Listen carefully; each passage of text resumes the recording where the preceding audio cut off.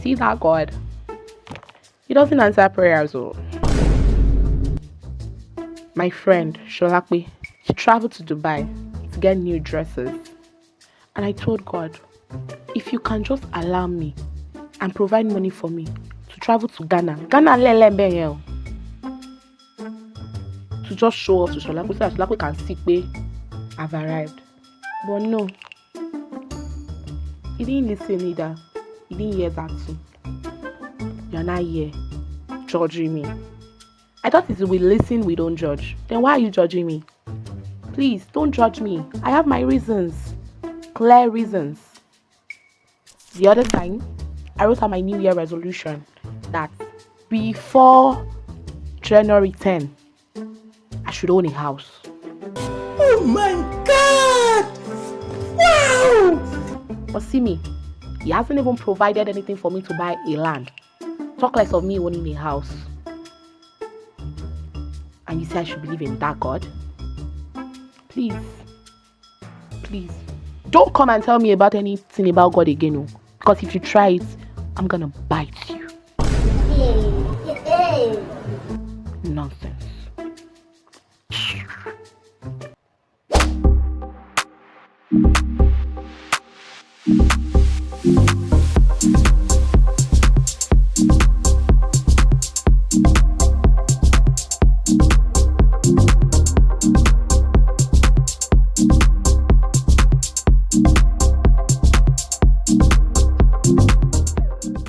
Okay guys, welcome back from that short video, and I think from that video you already know what I want to talk about. I think one thing is, you see, most of us, we have misplaced priorities. I said what I said. We have misplaced priorities because tell me why that lady was asking for a car. And what did she say again? She said she wanted a house before January 10. And because God didn't give her all of that, automatically means God, there's no God. God is not good.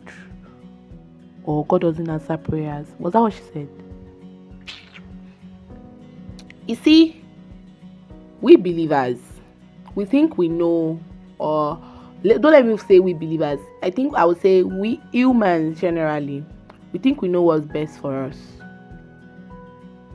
At this point, I even think I don't want to scream too much, so I don't want to shout at anybody. So I'm sort of trying my best to just still maintain my calm so that I won't shout at anyone, because that lady is vexing me. One thing I've come to realize is we think we know what's good for us, but at that point in time, God has better plans for us. Now, for that lady now who say God doesn't answer prayer, probably what might be in God's plan for her is even worth more than car. Because if you ask me, I think car is a liability for a young youth, or what am I saying? It's not even a young youth, probably a young student in I think that's the right word. A youth in our 20s, probably mid-20s, requesting for a car. It's a liability. Okay, after you own a car, what else then happens? Then tomorrow, the engine knocks down. Don't get me wrong. I'm not saying at this age it's a very wrong thing for you to own a car. No, it's not. But I'm saying you attaching that God doesn't answer prayers to you not having a car is a very wrong thing to do. A very, very wrong thing. Because at that age, there are other things you should be doing. Probably you're in your early 20s. At that point, you're supposed to try to get your life together. What do I want to do with my life? Career-wise, what do I want to do? Those are the things that you should be planning. Okay, am I done with university? Okay, I'm seeing the university. How am I supposed to make straight A's? How am I supposed to have good grades? Those are the things that should be in your priority at that point in time. Doesn't mean that it is bad for someone in that age to own all of these things. However, it is wrong to say God doesn't answer prayers because of these things. Ngwanu, do you listen to yourself? God has better things in stock for you. God has better plans for you than the ones you've planned out and laid out for yourself. You might think you know what is good, but trust me, God knows what is better. Because if you are here complaining, God has not done this, God has not done that, God has not done that, we don't always know what we have until we lose it. I remember the story of a man who said he wasn't feeling fine and he had to go to the hospital, and then they gave him oxygen. And I think after 72 hours, this man was asked to come and pay. And then this man realized that, okay, if I'm supposed to pay this amount of money for 72 hours oxygen, then for my past life, like my many days on earth, how much will I have paid? So the thing is, we don't always know what we have until we lose it. One thing we should learn is how to be grateful. You need to consciously learn how to be grateful, because we focus on the things he is yet to do rather than focusing on the things he has done.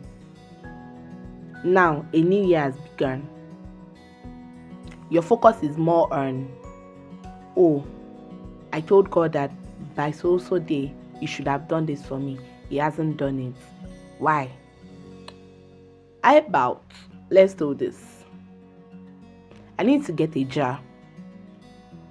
It can be a plastic you're not using any longer. It could be a stainless, anything that has a cover. Get this jar, and at the end of each day, I need you to write out in a paper what God has done for you that day. Like the good things that has happened to you for the day. You need to write it out. That's just what I need you to do. Then put it in that jar. Then at the end of the month, we'll come back. We'll all come back at the end of this month and open that jar. And then you now come and see the 1,000 gazillion things that God has done for you, that you need to be grateful for and grateful about. So tell me, what are you grateful for today? Let me know in the comment section. And do not forget, remember to like and subscribe, like this video and subscribe to this channel. Thank you very much. Thanks for watching. See you.